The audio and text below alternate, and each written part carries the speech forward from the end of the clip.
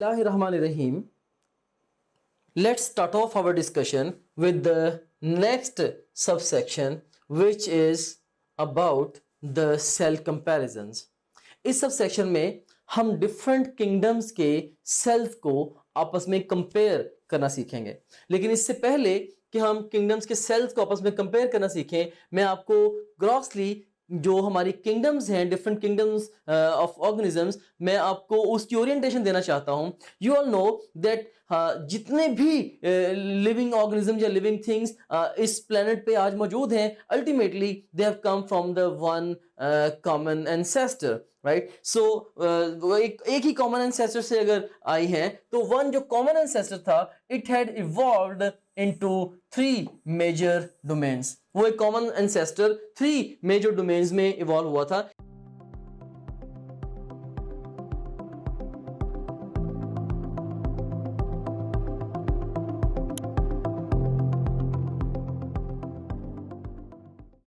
एक थी domain prokarya, secondly domain archaea and thirdly the domain यूकैरिया।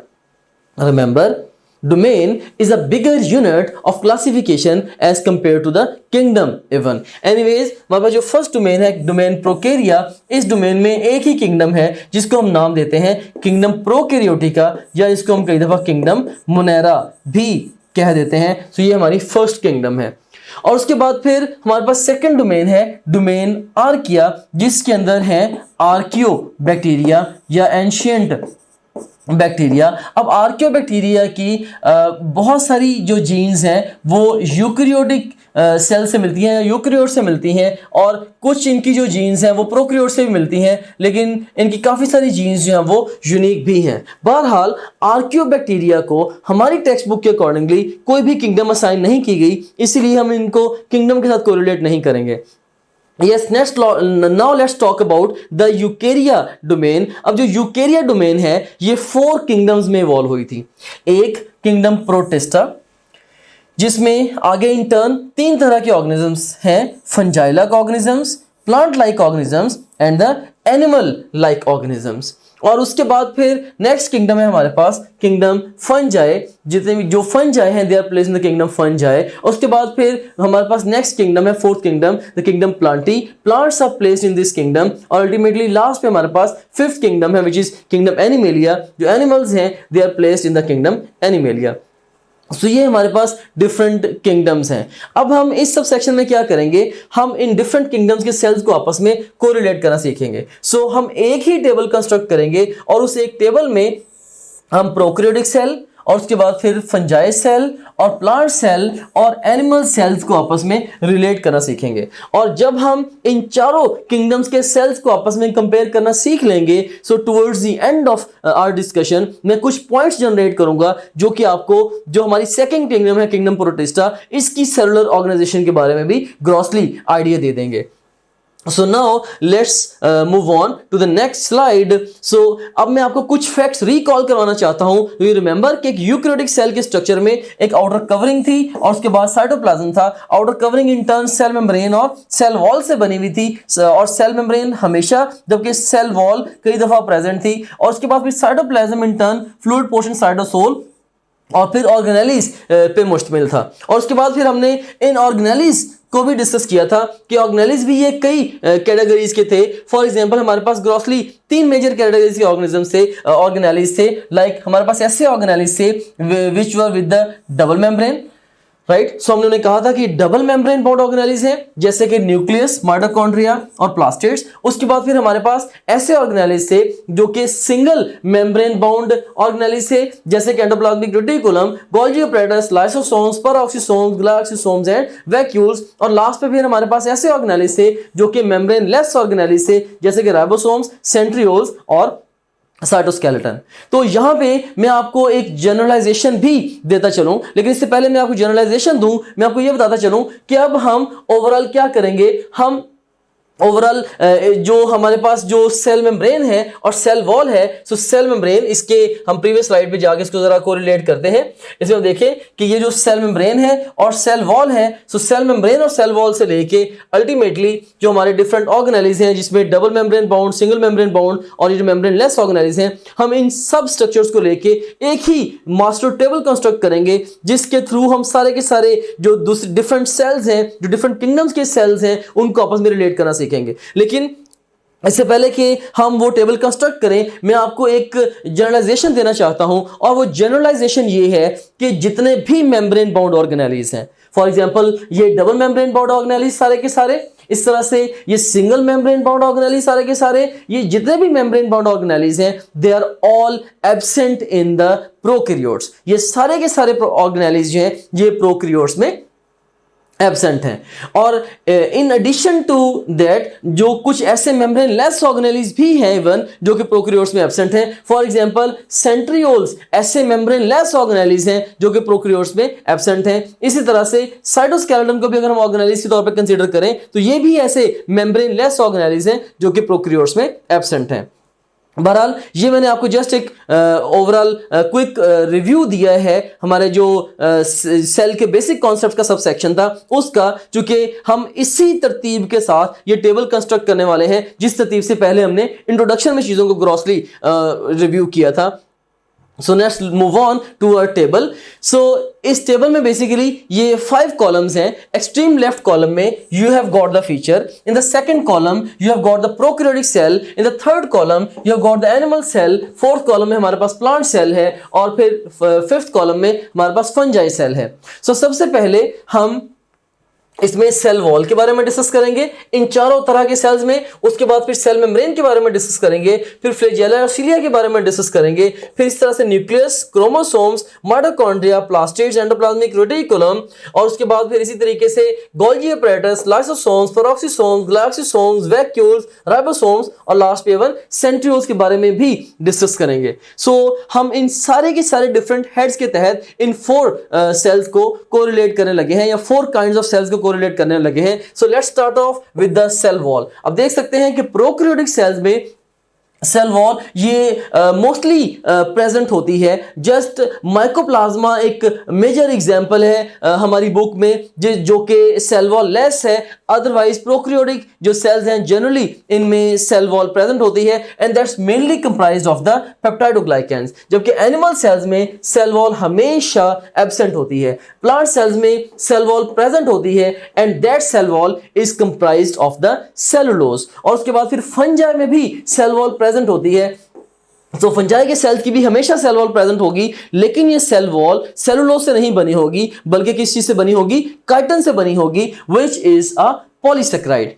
और उसके बाद फिर नेक्स्ट हम सेल मेम्ब्रेन पे बात करते हैं। तो सेल मेम्ब्रेन ये सारे सेल्स में, ये चारों कैटेगरीज के सेल्स में प्रेजेंट होगी। So it's present in the prokaryotic cells, animal as well as plant and fungi cells. कोई भी सेल ऐसा नहीं होगा जिसकी सेल मेम्ब्रेन ना हो। हाँ, अब डिफरेंस ये है कि जो प्रोकैरियोटिक सेल्स हैं इनकी सेल मेम्ब्रेन में स्टीरोल्स नहीं होते। सो यानी स्टीरोल की जो कॉमनली जो प्रेजेंट स्टीरोल है in the cell membrane of the animal, plant and the fungi cells, that is the cholesterol. So हम ये भी कह सकते हैं कि प्रोकैरियोटिक सेल्स की सेल मेम्ब्रेन में कोलेस्ट्रॉल एब्सेंट होगा, जबकि एनिमल, प्लांट और फंजाई सेल्स की सेल मेम्ब्रेन्स के अंदर कोलेस्ट्रॉल प्रेजेंट होगा। सो ये एक डिफरेंशियल या यूनिक फीचर है, वो आप याद रखेंगे। उसके बाद अब हम फ्लैजेला या सिलिया पे बात करते हैं। प्रोकैरियोटिक सेल में फ्लैजेला और सिलिया ये प्रेजेंट भी हो सकते हैं और एब्सेंट भी हो सकते हैं, लेकिन अगर ये प्रेजेंट होंगे भी they would be different from those of the eukaryotes. जो स्ट्रक्चर होगा प्रोकैरियोटिक फ्लैजेला या सिलिया का, वो यूकैरियोटिक फ्लैजेला या सिलिया के स्ट्रक्चर से डिफरेंट होगा। इनमें कभी भी 9+2 अरेंजमेंट ऑफ माइक्रोट्यूब्यूल्स नहीं होगा। अब एनिमल सेल्स के अंदर जो फ्लैजेला और सिलिया है ये भी अगेन प्रेजेंट भी हो सकते हैं और एब्सेंट भी हो सकते हैं। ह्यूमन स्पर्म की जो टेल है ये भी सॉर्ट ऑफ फ्लैजेलम ही की एग्जाम्पल है। उसके बाद प्लांट सेल्स हैं। प्लांट सेल्स में जनरली फ्लैजेला और सिलिया एब्सेंट होते हैं। मोस्टली प्लांट सेल्स इमोटाइल होते हैं। एक मेजर एक्सेप्शन है कि ब्रायोफाइट्स के जो मेल गैमेट्स होते हैं they are motile. Right, so they are motile, so that's the major exception. वो ऐसे प्लांट सेल्स हैं जिनके पास मोटिलिटी है and they are having the flagella, otherwise generally speaking plant cells में फ्लैजेला नहीं होते। और उसके बाद फिर अब हम अगर फंजाई की बात करें तो फंजाई के सेल्स में भी जो फ्लैजेला हैं वो कभी भी नहीं होंगे, they are always absent. So fungi that's why they are always immotile, they are always immotile, right. उसके बाद नेक्स्ट हम बात करते हैं न्यूक्लियस के ऊपर। प्रोकैरियोटिक सेल में कभी भी well defined membrane bound nucleus नहीं होगा, इसमें कभी भी जैसे ही आप अपनी topgrade.pk की ब्राउजर ऐप में लॉगिन होंगे, आपको ये हमारा होम पेज नजर आएगा। इसमें ये पहला जो सेक्शन है ये आपके सब्जेक्ट से रिलेटेड मटेरियल का है। सेकंड सेक्शन जो एक्स्ट्रा सपोर्ट और गाइडेंस आपको रिक्वायर्ड है ये उसके हवाले से है। थर्ड जो सेक्शन है ये डिफरेंट की स्टैटिस्टिक्स एंड टॉपग्रेड की, जो कि आपका हमारे पे कॉन्फिडेंस इंक्रीज करेंगे। एंड लास्ट ऑफ ऑल ये एग्जीक्यूटिव समरी है आपकी ओवरऑल प्रिपरेशन की प्रोग्रेस के हवाले से। सो सबसे पहले सेक्शन को हम एक्सप्लोर करते हैं। इसमें से आप किसी भी सब्जेक्ट पे क्लिक करें, से हमारे पास ये सब्जेक्ट्स हैं biology, physics, chemistry, English, logical reasoning. इनमें से किसी भी सब्जेक्ट पे आप क्लिक करें तो आपको उस सब्जेक्ट में उसके वीडियो लेक्चर्स, रिवीजन नोट्स और प्रैक्टिस क्वेश्चन मिलेंगे। आप वीडियो लेक्चर्स पे क्लिक करेंगे तो उस सब्जेक्ट के सारे यूनिट्स या सेक्शंस आपके सामने ओपन हो जाएंगे। आप किसी भी सेक्शन को चूज करेंगे, उस सेक्शन के सारे टॉपिक्स ओपन हो जाएंगे। इनमें से जिस मर्जी टॉपिक को आप चूज करें, आप उसके वीडियो लेक्चर्स को यहाँ से वॉच वीडियो बटन क्लिक करके देख सकते हैं, right, like this over here. मान रहे हैं। सो ये वीडियो लेक्चर आपके सामने ये आ गया। अगेन टू न्यूरोनल पाथवे, इसमें भी एक हमारे पास, अगर आप जाते हैं फास्ट रिवीजन नोट्स पे, सो जिन स्लाइड्स को यूज करके हमने वीडियो लेक्चर्स रिकॉर्ड किए हैं, अब उन्हीं स्लाइड्स को आप यहाँ से रिवाइज कर सकते हैं। देख सकते हैं आपने फास्ट रिवीजन नोट्स पे क्लिक किया, इसमें सारे के सारे सेक्शन फिर ओपन हो गए। तो यहाँ पे एक बात मैं आपको बताना चाहता हूँ कि जो भी सेक्शन इंपॉर्टेंट है एग्जाम के पॉइंट ऑफ व्यू से, हमने उनके साथ इंपॉर्टेंट का टैग भी लगाया हुआ है, keeping in view the previous exam friends. Anyways, तो यहाँ पे आप किसी भी सेक्शन को चूज करें। सी सेल स्ट्रक्चर एंड फंक्शन को मैं चूज करता हूँ, इसके सारे के सारे टॉपिक्स ओपन हो गए। इनमें से किसी भी टॉपिक को आप पिक करेंगे तो आप उसकी वो स्लाइड्स देख सकते हैं जिनसे उस टॉपिक का वीडियो लेक्चर रिकॉर्ड हुआ है। तो काफी सारा टाइम है आपका वो सेव होगा, आपको लेक्चर नोट करने की जरूरत नहीं है, आपको बड़े बड़े नोट्स मिल रहे हैं for the fast revision, rather super fast revision of the lectures. उसके बाद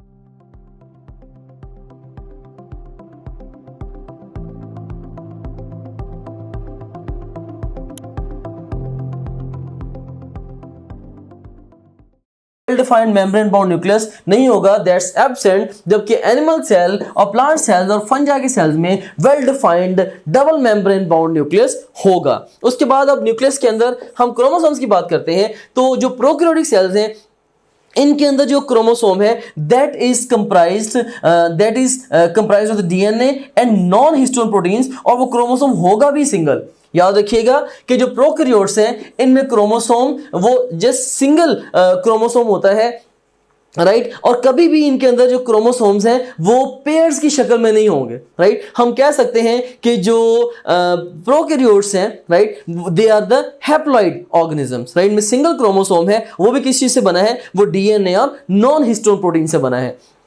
इसके मुकाबले में अगर हम देखें एनिमल सेल्स में, तो एनिमल सेल्स में क्रोमोसोम्स प्रेजेंट होते हैं and there are many chromosomes, multiple chromosomes हैं और वो डीएनए और हिस्टोन प्रोटीन से बने हैं। इसी तरह से प्लांट सेल्स में भी क्रोमोसोम्स प्रेजेंट होते हैं और वो भी मल्टीपल होते हैं और वो भी डीएनए और हिस्टोन प्रोटीन से बने होते हैं। सिमिलरली फंजाई सेल्स में भी क्रोमोसोम्स प्रेजेंट होते हैं, वो भी मल्टीपल हैं and they are also made up of DNA and the histones. अब यहाँ पे एक बात याद रखिएगा कि बैक्टीरिया और फंजाई ये दो ऐसे ऑर्गेनिजम्स की कैटेगरीज हैं जिनमें क्रोमोसोम्स कभी भी पेयर्स की शक्ल में नहीं होंगे, they would never be in the form of pairs. So हम इसीलिए कहते हैं कि bacteria and fungi they are basically haploid organisms.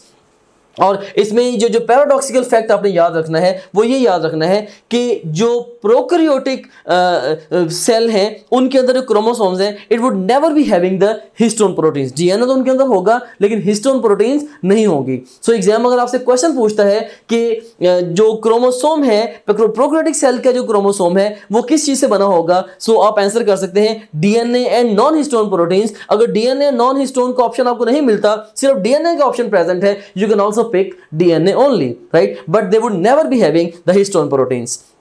अब नेक्स्ट हमारे पास है जी माइटोकॉन्ड्रिया।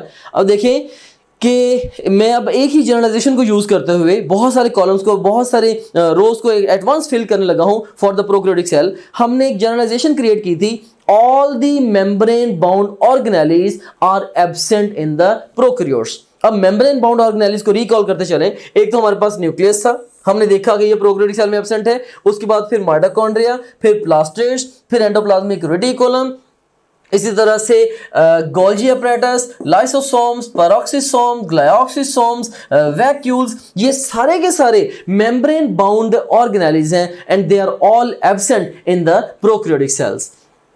उसके बाद अब हम देखते हैं कि ये जो माइटोकॉन्ड्रिया है ये एनिमल सेल, प्लांट और फंजाई सेल में प्रेजेंट है, और जो प्लास्टिड्स हैं ये एनिमल सेल्स में एब्सेंट है और ये फंजाई सेल्स में भी एब्सेंट है। सो तभी जो फंजाई सेल्स और एनिमल सेल्स चूंकि इनमें प्लास्टिड्स एब्सेंट हैं तो इसीलिए एनिमल्स और फंजाई ये अपनी फूड खुद नहीं बना सकते, तो ये हेटेरोट्रॉफ्स हैं। सो जो प्लास्टिड्स हैं they are only and only present in the plant cells, तो they are unique for the plant cells. उसके बाद अब हम बात करते हैं एंडोप्लाज्मिक रेटिकुलम की। तो एंडोप्लाज्मिक रेटिकुलम ये एब्सेंट है इन द प्रोकैरियोट्स, जैसे हमने ऑलरेडी डिस्कस किया, लेकिन बाकी जो यूकैरियोटिक सेल्स हैं सभी यूकैरियोटिक सेल्स के अंदर एंडोप्लाज्मिक रेटिकुलम प्रेजेंट होंगे। और फिर नेक्स्ट है जी गोल्जी अपैरेटस। तो गोल्जी अपैरेटस भी एनिमल सेल, प्लांट और फंजाई सेल्स में प्रेजेंट होंगे। फिर लाइसोसोम्स हैं, लाइसोसोम्स भी ये एनिमल, प्लांट और फंजाई सेल्स में प्रेजेंट होंगे। हाँ, प्लांट्स में ये रिलेटिवली रेयर हैं but still they are present. इसके बाद फिर प्रोक्सिसोम्स हैं, जो प्रोक्सिसोम्स हैं ये भी एनिमल, प्लांट और फंजाई सेल्स में प्रेजेंट हैं। हाँ, glyoxysomes they are absent in the animal cells and they may be present in the plant cells, rather ये प्लांट सेल्स में टेम्परेरली अपीयर होते हैं in the seedlings of the lipid rich seeded plants. So वहां पे ये temporarily कहने के appear होते हैं, so but still they are present in the plant sales.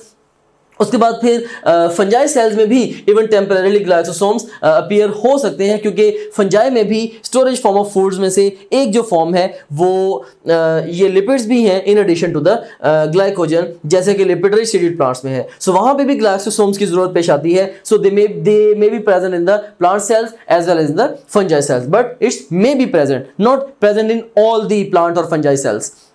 फिर नेक्स्ट है जी हमारे पास वैक्यूल्स। अब जो वैक्यूल्स हैं एनिमल सेल्स में मैनी स्मॉल वैक्यूल्स होते हैं, लेकिन होते हैं, right, there are many small vacuoles, जबकि प्लांट सेल्स में सिंगल लार्ज वैक्यूल होता है। I am talking about a mature plant cell.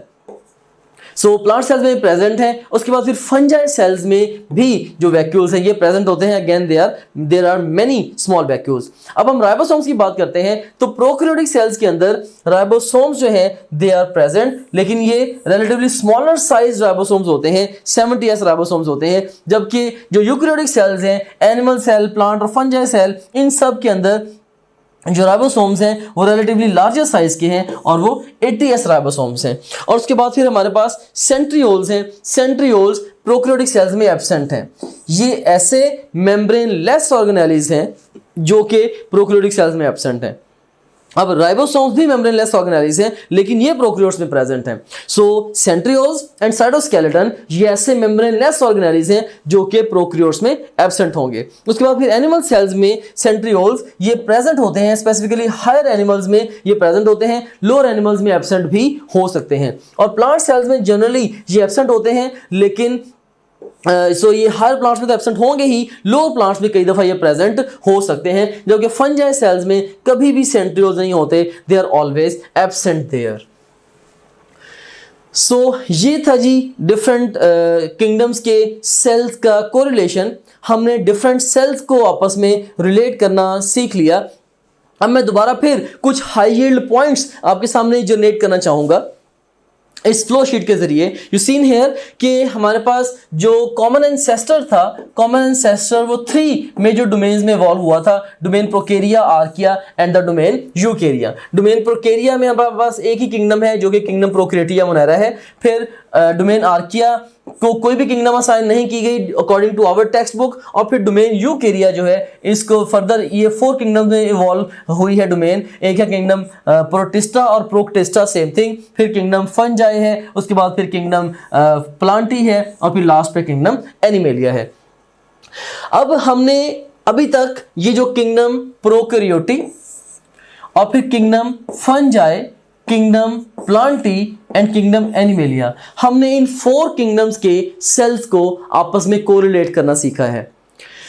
और अब यहां पे ये भी आप जरा देखते चलें कि ये जो किंगडम प्रोटिस्टा या प्रोक्टिस्टा है, हमने इसकी सेलुलर ऑर्गेनाइजेशन को भी स्टडी नहीं किया, लेकिन ग्रॉसली मैं आपको बताता चलूं कि किंगडम प्रोटिस्टा के अंदर 3 तरह के ऑर्गेनिजम्स हैं। एक फंजाई लाइक ऑर्गेनिजम्स हैं, फिर प्लांट लाइक ऑर्गेनिजम्स हैं और थर्डली एनिमल लाइक ऑर्गेनिजम्स हैं। तो ग्रॉसली स्पीकिंग जो फंजाई लाइक ऑर्गेनिजम्स हैं उनकी सेलुलर ऑर्गेनाइजेशन फंजाई के सेल्स के साथ कंपेरेबल है। जो प्लांट लाइक ऑर्गेनिजम्स हैं उनकी सेलुलर ऑर्गेनाइजेशन वो प्लांट्स के सेल्स के साथ कंपेरेबल है। और इसी तरह से जो एनिमल लाइक प्रोटिस्ट हैं उनकी सेलुलर ऑर्गेनाइजेशन एनिमल सेल्स के साथ कंपेरेबल है।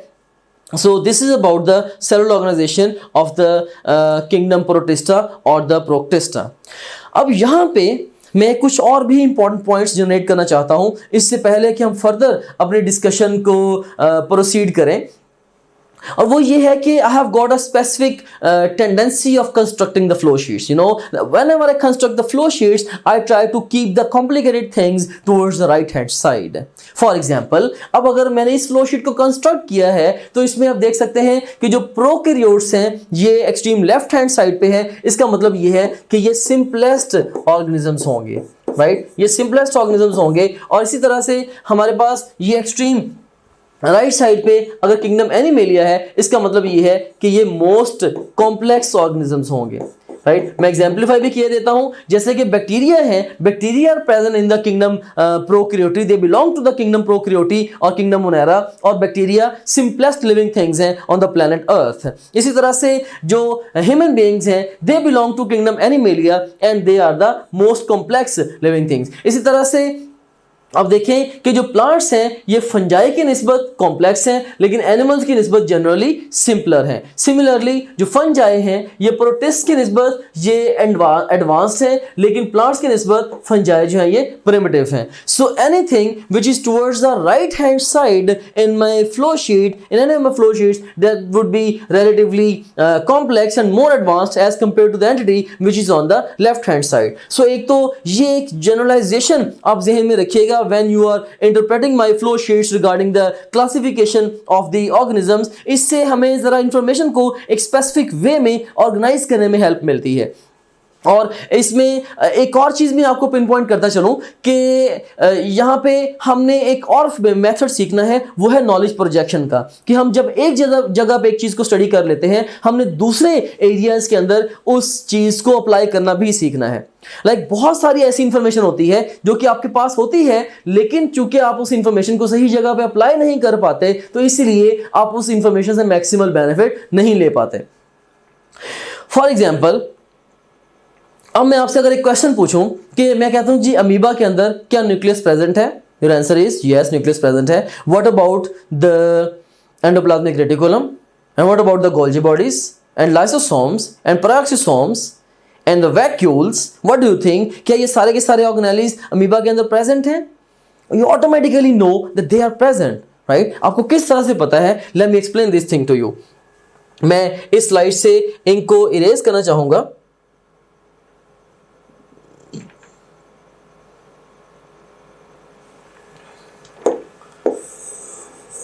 So let me erase the ink from this slide। अब यहाँ पे मैं आपको ये बताना चाहता हूं कि आपने जो कुछ ऑलरेडी स्टडी किया है आपने उसको डिफरेंट सेक्शंस पे, डिफरेंट सब सेक्शंस पे आगे चल के उसको अप्लाई भी करना है। जैसे कि अभी हमने रिसेंटली क्या किया है, रिसेंटली हमने जो डिफरेंट किंगडम्स हैं उनके सेल्स को कोरिलेट करना सीखा है और हमने बड़े ही डिटेल से यूकेरियोटिक सेल का स्ट्रक्चर सीखा है, राइट। सो यूकेरियोटिक सेल के स्ट्रक्चर के बारे में हमने जितनी भी बातें पढ़ी हैं अल्टीमेटली वो सारी की सारी बातें आपने इन सारे किंगडम्स के बारे में स्टडी करते हुए अप्लाई करनी है, राइट। हमें पता है कि हमारी बुक के अंदर ओवरऑल ये डिफरेंट किंगडम्स हैं, डिफरेंट चैप्टर्स में डिस्कस्ड हैं। बहरहाल हमने देखे कि इससे हमने अब प्रोकैरियोटिक और यूकेरियोटिक सेल को कंपेयर करना सीखा, जिसकी मदद से हमें प्रोकैरियोटिक सेल के स्ट्रक्चर का ऑलरेडी पता चल गया। सो जब हम चैप्टर नंबर 6 को स्टडी करेंगे, हमारी बुक के चैप्टर नंबर 6 को स्टडी करेंगे, उसमें हम बैक्टीरिया के बारे में और साइनोबैक्टीरिया के बारे में बहुत कुछ पहले ही जानते होंगे, right. Similarly if you talk about the kingdom protista और protista, तो ये चैप्टर नंबर 7 में डिस्कस्ड है, लेकिन जो इसके बारे में बहुत सारी बातें अब यूकेरियोटिक सेल के स्ट्रक्चर को जानने के बाद जानते हैं, ये अलग बात है कि ये हमारे सिलेबस से एक्सक्लूडेड है। उसके बाद फिर जो किंगडम फंजाई है ये चैप्टर नंबर 8 में है, किंगडम प्लांटी चैप्टर नंबर 9 में और किंगडम एनिमेलिया चैप्टर नंबर 10 में है। सो अगर आपको यूकेरियोटिक सेल के स्ट्रक्चर का पता है और आपने इन डिफरेंट किंगडम्स के सेल्स को कोरिलेट करना या कंपेयर करना भी सीख लिया है, तो इन चैप्टर्स को एक्चुअली डिटेल से स्टडी करने से पहले ही आपको इनके बारे में बहुत सारी बातें पता होनी चाहिए, जस्ट वो वहां चल के आपकी रिकॉल होंगी। लेकिन गुड न्यूज़ ये है कि ये सारे के सारे जो चैप्टर्स हैं ये हमारे सिलेबस में इंक्लूडेड नहीं है। इनमें से मोस्ट ऑफ द स्टफ जो है वो हमारे सिलेबस से एक्सक्लूड कर दिया गया है। यहाँ पे आप देख सकते हैं कि जैसे कि ये चैप्टर नंबर 6 है जिसमें किंगडम प्रोकैरियोटिक मेनली डिस्कस्ड है, ये तो हमारे सिलेबस में शामिल है। खासतौर पर जो बैक्टीरिया वाला सेक्शन है वो हमारे सिलेबस में इंक्लूडेड है। उसके बाद फिर किंगडम प्रोटिस्टा ये बिल्कुल भी हमारे सिलेबस में शामिल नहीं है। फंजाई से रिलेटेड जस्ट कुछ फैक्ट्स हैं, कुछ एरियाज ऑफ डिस्कशन हैं जो कि हमारे सिलेबस में इंक्लूडेड हैं। इस तरह से जो किंगडम प्लांटी है ये भी टोटली एक्सक्लूडेड है फ्रॉम आवर सिलेबस। और फिर किंगडम एनिमेलिया में कुछ इंपॉर्टेंट फाइला है, उनकी जो मेडिकल इंपॉर्टेंस है वो हमारे सिलेबस में शामिल है, हम उनको जाकर डिस्कस करेंगे। बहरहाल अगर समहाउ आप इंफॉर्मेशन के वेब्स बनाने सीख जाएं अपने दिमाग के अंदर और जिन चीज़ों को आप एक जगह पे पढ़ते हैं उन्हें आप दूसरी जगह पे अप्लाई करना भी सीख जाएं using your common sense, then your life may become very much easier as far as the learning of the biology is concerned. सो ये हमारे पास अब एक फोटोग्राफ है जिसमें हम कंपेयर कर सकते हैं प्रोकैरियोटिक सेल्स को with the eukaryotic sales. You seen here कि इस लाइन से नीचे हमारे पास एक बैक्टीरियल सेल है, ये एक प्रोकैरियोटिक सेल है, जबकि इस लाइन से अबव हमारे पास एनिमल सेल और प्लांट सेल है जो कि यूकेरियोटिक सेल्स हैं। अब हम देख सकते हैं कि ओवरऑल जो ग्रॉसली बैक्टीरियल सेल में कोई भी मेम्ब्रेन बाउंड ऑर्गेनेली हमें नजर नहीं आ रहा, जबकि हम प्लांट और एनिमल सेल के अंदर ये बहुत सारे मेम्ब्रेन बाउंड ऑर्गेनेलीज को देख सकते हैं। सो ग्रॉसली इस फोटोग्राफ में ये इनके डिफरेंट कंपोनेंट्स को ओवरऑल या डिफरेंट सेल्स को कंपेयर किया गया है। सो इस फोटोग्राफ के जरिए मैं एक ही इंपॉर्टेंट पॉइंट जनरेट करना चाहता हूं और वो ये है कि membrane bound organelles prokaryotic cells में एब्सेंट होंगे, जबकि membrane bound organelles eukaryotic sales में, भले वो एनिमल सेल हो या प्लांट सेल हो या इवन फंजाई सेल हो, उनके अंदर वो प्रेजेंट होंगे। इवन प्रोटिस्ट के सेल्स के अंदर भी जो मेम्ब्रेन बाउंड ऑर्गेनेलीज वो प्रेजेंट होंगे।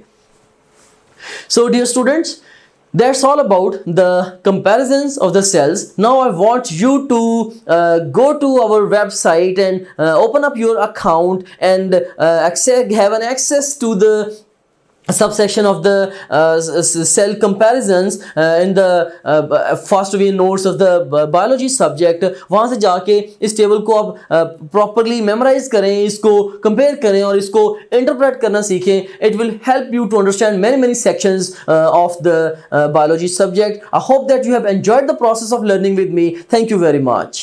वहाँ जो मोस्ट इम्पोर्टेंट फीचर है या टीचिंग टूल है, that is our question bank. So अगर हम प्रैक्टिस क्वेश्चंस पे जाते हैं तो इसमें हम देखें कि आप डिफरेंट तरीके से टेस्ट दे सकते हैं। सो आप जैसे मर्जी माइंड में डिफाइन कर लें कि आपने किसी एक टॉपिक का टेस्ट देना है या एक चैप्टर का, एक यूनिट का, क्वार्टर सिलेबस का, हाफ सिलेबस का, फुल सिलेबस का, जो मर्जी सिलेबस आप डिफाइन कर लें। उस डिफाइंड सिलेबस में से 20 तरीकों से आप टेस्ट दे सकते हैं। कैसे?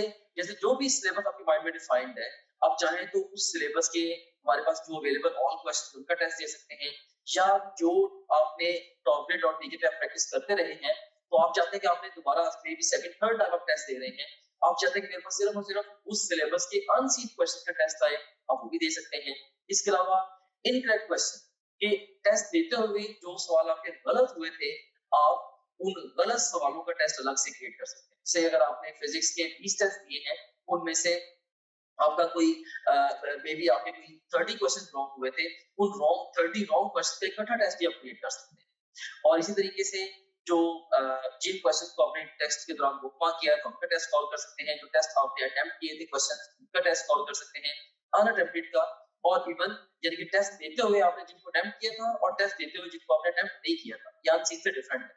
अनसीन का तो मतलब ये है कि वो टेस्ट में कभी आए ही नहीं आपके। इसके अलावा आप देख सकते हैं कि इवन पास्ट क्वेश्चन का बहुत बड़ा पूल यहाँ पे मौजूद है। अगर हम गौर करें, देखें कि ई-कैट के, नम्स के, NMDCAT, AKU, MDCAT, Punjab के और ईटा केपीके के, ये इवन जो पीएमसी के जो सैंपल पेपर्स हैं, उनके टॉपिक वाइज पास्ट क्वेश्चन देखें यहाँ पे मौजूद है ओवरऑल। अब किसी भी टैब पे क्लिक करें, सारे के सारे एक्चुअल पास्ट क्वेश्चन है वो आ जाएंगे। ऑफ कोर्स ये सारे के सारा बड़ा इंपॉर्टेंट टूल है, क्योंकि पूरे पाकिस्तान से बड़े मेन एग्जामिनर्स ने, बड़े सीनियर एग्जामिनर्स ने ये डेवलप किया होगा।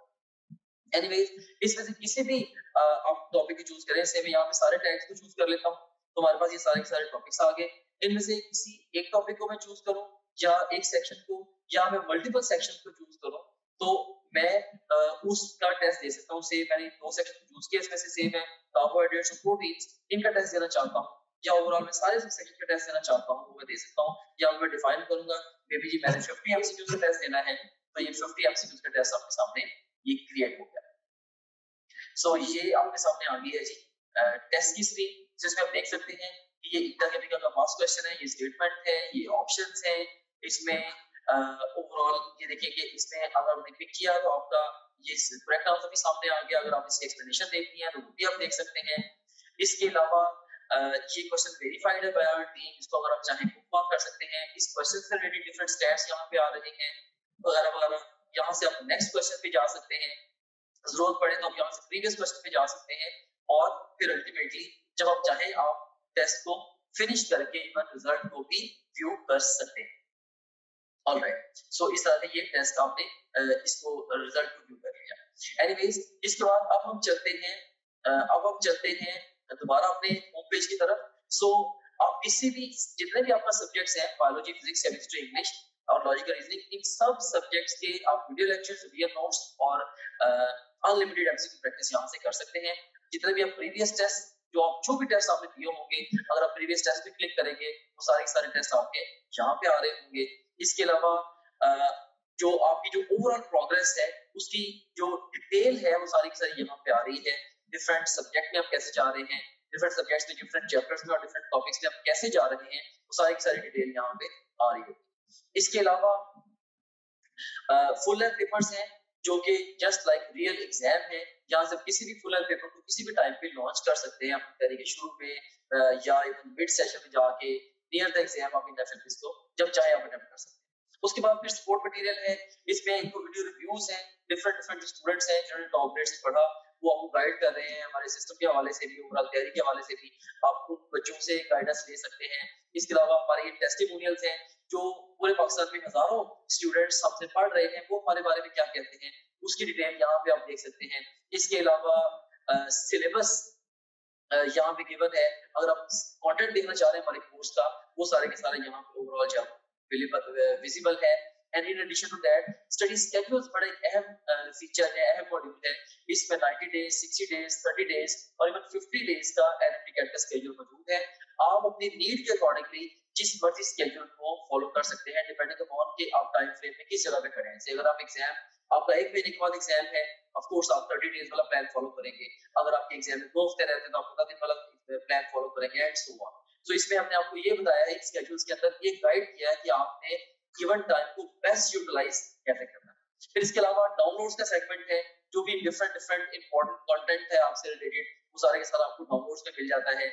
और इसके अलावा गाइडेंस वीडियोस काफी सारी इसके अंदर पड़ी हुई हैं, जो कि मैंने खुद रिकॉर्ड करके इसके अंदर डाली है। इसमें बहुत सारे हवालों से जनरल गाइडेंस आप इन वीडियो से ले सकते हैं। सो ये था हमारे पास ये हमारे पास गाइडेंस वीडियोस का ये सेगमेंट था। Okay, so this was